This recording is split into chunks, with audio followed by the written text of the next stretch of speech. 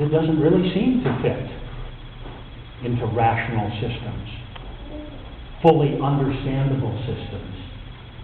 And yet the student who grew up on the farm would remind us that's not the only thing that can make a difference in how we understand life, in what we do with the resurrection. Or another possibility is that for some people, what they seek, what they decide to live by, is only the voice that speaks within them. That internal, sometimes sort of a mystical experience of the otherness of God and the presence of God in their life.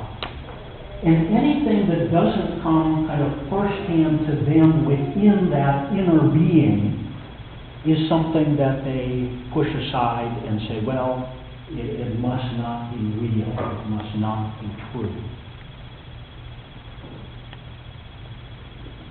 Or a third possibility, that we look at what's around us in our lives and in our world. We might look at our jobs, our families, our possessions, our property, all of those kind of trappings around our life, and we seek to find the meaning, the center, the purpose of life in that particular way. One of my good friends from Bangkok last week sent me an interesting story related to that particular kind of thing.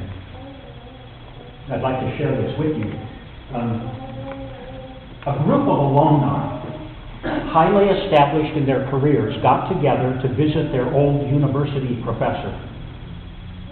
Conversation soon turned into complaints about stress in work and life.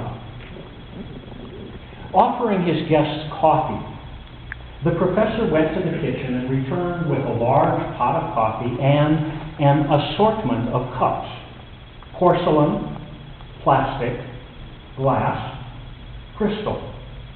Some plain looking, some expensive, some exquisite, telling them to help themselves to the coffee.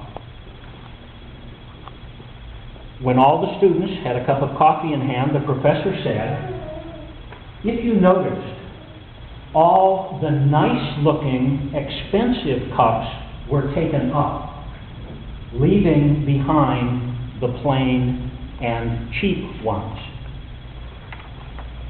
While it is normal," he said,